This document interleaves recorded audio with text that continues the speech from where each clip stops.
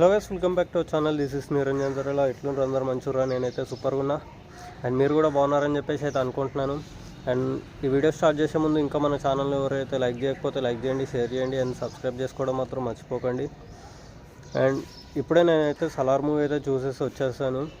And first half గురించి మాట్లాడుకుంటే మాత్రం ఇద్దరి చైల్డ్హుడ్ సీన్స్ అయితే సూపర్ అంటే సూపర్. ప్రశాంత్ నీల్ అయితే టాప్ నాచ్ తీసేశారు అండ్ ఆ ఇద్దరు కూడా చాలా అంటే చాలా బాగా యాక్ట్ చేశారు. And Prabhas entry was top notch. Prabhas entry గురించి చెప్పుకోవాలంటే ఆల్మోస్ట్ ప్రభాస్ కెరియర్లోనే one of the best entry అని చెప్పుకోవచ్చు. ఇదైతే ఇప్పటివరకు మనమైతే బాహుబలిలో చూసుంటాం, బాహుబలి పార్ట్ 2లో చూసుంటాం. దాని తర్వాత ది బెస్ట్ ఎంట్రీ అంటే మనమైతే సలార్లోనైతే చెప్పుకోవచ్చు. అండ్ ఆ తర్వాత సూర్యుడే సాంగ్ వచ్చేసి అయితే అది కొంచెం ఎమోషనల్ సాంగ్. ఆ ఎమోషనల్ని మధ్యలో కూడా చూపిస్తారని చెప్పేసి అనుకున్నాను. బట్ ఏంటంటే స్టార్టింగ్లో మాత్రమే చూపించారు. అంటే సాంగ్ వచ్చేసి అయితే ఎట్లైనా ఫుల్ సాంగ్ చూపించిన తర్వాత సమ్ టైమ్స్ ఎమోషనల్స్ దగ్గర బీజిఎం కానీ అట్లాంటివి వాడుకుంటారు కదా, అలాంటివి ఏమైనా వాడతారేమో అని చెప్పేసి అయితే ఎక్స్పెక్ట్ చేశా. బట్ అట్లాంటివి అయితే ఇవి కూడా ఎక్కడ వాడలేదు ప్రశాంత్ నీల్. బట్ ఒకవేళ అట్లా కూడా వాడుంటే బాగుండేదని చెప్పేసి అయితే అనిపించింది. ఎందుకంటే మనకి రాజమౌళి సమ్ టైమ్స్ వాడతాడు కదా, సో అలా వాడితే బాగుండేది అనేసి అనిపించింది కొన్ని సీన్స్కి. బట్ అందరు డైరెక్టర్ల మైండ్ సెట్ అయితే సేమ్ ఉండదు కదా. అండ్ ఇంకోటి అయితే కోల్మ్యాన్ ఫైట్ గురించి మాట్లాడుకుంటే మాత్రం ప్రభాస్ కెరియర్లో one of the biggest action fight అని అయితే చెప్పుకోవచ్చు. ఎవరు కూడా సీట్లో అయితే కూర్చోరు, ఇది మాత్రం డెఫినెట్లీ. ఎందుకంటే అంత బెస్ట్ ఫైట్ ఇప్పటివరకు అయితే మనం ఎక్కడ కూడా చూసుండం. మ్యాక్సిమం అంటే బాహుబలిలో మనం వార్ సీన్స్లో చాలా అయితే చూసుంటాం అండ్ సమ్ మూవీస్లో కూడా చూసుంటాం. బట్ ఇంత యాక్షన్గా అయితే ఎప్పుడు కూడా చూడలేదు. అండ్ ఒక్కొక్క ఎలివేషన్స్ ప్రశాంత్ నీల్ రాసుకొని తీసిన విధానం మాత్రం టాప్ నాచ్. నిజం చెప్తున్నాను కదా, మూవీ ప్రభాస్ ఎంట్రీ నుండి మొదలు పెడితే end card part 2 end card పడేంత వరకు కూడా ఎవ్వరు కూడా సీట్లో కూర్చోరు. అంత బాగుంది సినిమా అయితే. అండ్ ఆ ఫైట్ తర్వాత మనకి ప్రీ ఇంటర్వెల్ ఒకటి, ప్రీ ఇంటర్వెల్ నుండి స్టార్ట్ అవుతే మనకి ఇంటర్వెల్ వరకు కూడా ఆల్మోస్ట్ ఎక్కడ కూడా మనం అయితే సీట్లలో కూర్చోము. ఇంకా ఒక రేంజ్లో ఉంటుంది మూవీ మాత్రం. ఇప్పటివరకు ప్రభాస్ని మనం అందరం ఎట్లయితే చూడాలనుకుంటున్నామో ఆల్మోస్ట్ బాహుబలి తర్వాత సాహోలో చాలా యాక్షన్ సీన్స్ చూసాం. రాధేశ్యామ్ అయితే ఇక మనకు ఫైట్లు ఇట్లా ఏం లేవు. ఆదిపురుష్ అయితే ఇక చెప్పనవసరం లేదు. బాహుబలి తర్వాత మళ్ళీ ఇలాంటి మూవీ, ఇంత యాక్షన్ మూవీ ప్రభాస్ని ఇలా చూడడం అండ్ పాత లుక్స్ మళ్ళీ రావడం అనేది అయితే సలార్లోనే. ఎస్ఎస్ రాజమౌళి ప్రభాస్ని వాడుకున్న తర్వాత అంత బాగా వాడుకుంది ఎవరైనా ఉన్నారంటే అది ప్రశాంత్ నీలే. ప్రభాస్ లుక్స్కి కానీ ఆ కట్అవుట్కి కానీ ఫుల్ మీల్స్ ఇచ్చేసాడు. ఇంకా ఎట్లా వాడుకోవాలంటే అంత వాడుకున్నాడు ప్రభాస్ని అయితే.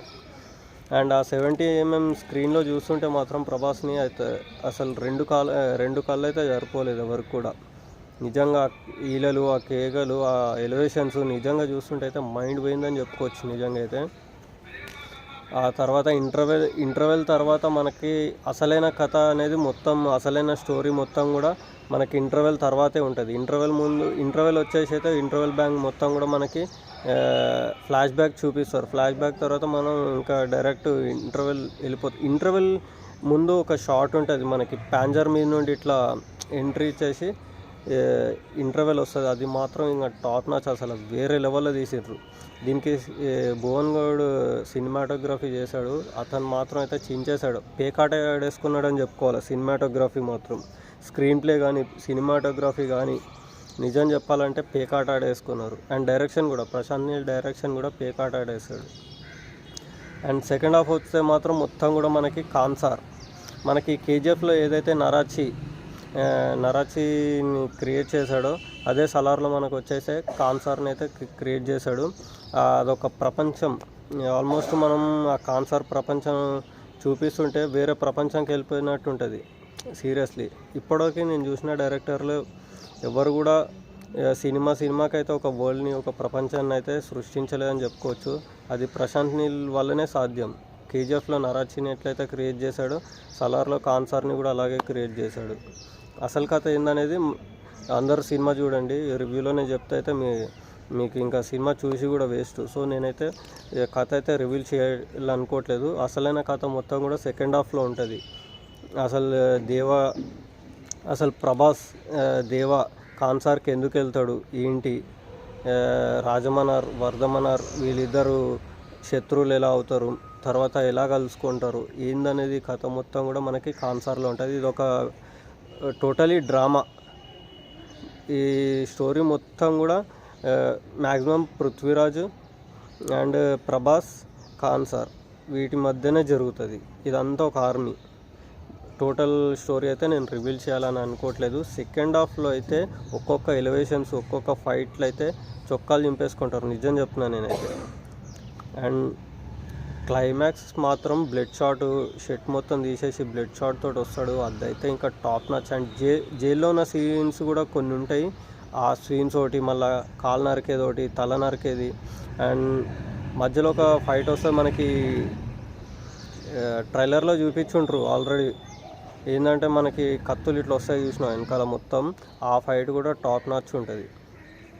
అది పిక్ పెడతా ఒకసారి, అది ఏ ఫైట్లు ఏందనేది కూడా. వీడియోస్ అయితే నేను ఇవి కూడా థియేటర్లో తీసినవి ఇవి కూడా పెట్టాలని అయితే అనుకోవట్లేదు, ఎందుకంటే కాపీరైట్స్ పడతాయి కాబట్టి నేనైతే ఇవి కూడా పెట్టాను. సో మూవీ ఎలా ఉంది, అలా నాకు ఎట్లా అనిపించింది అనేది మాత్రమే నేనైతే చెప్తున్నాను. And night show and tomorrow morning show కూడా ఉన్నాయి. ఆల్మోస్ట్ ఇంకొక 4-5 షోలు అయితే బుక్ చేసేసుకున్నాను నేనైతే. యాజ్ ఏ ప్రభాస్ ఫ్యాన్గా కాకుండా యాజ్ ఏ జెన్యూన్ రివ్యూవర్గా అయితే చెప్తున్నాను నేను. అండ్ ఇంకోటి ఏంటంటే మనకి వచ్చేసి కేజీఎఫ్లో చాలా వరకు అయితే ఎలివేషన్ సాంగ్స్ అయితే మనం చూసే ఉంటాం. ఆ ఎలివేషన్ సాంగ్స్ అయితే మనం అయితే సలార్లో మిస్ అయిపోయినాం, అదొక్కటి నాకు మైనస్ పాయింట్ అనిపించింది. బట్ ప్రశాంత్ నీల్ అయితే ఎక్కడ కూడా మనకైతే డిసప్పాయింట్ అయితే చేయలేదు.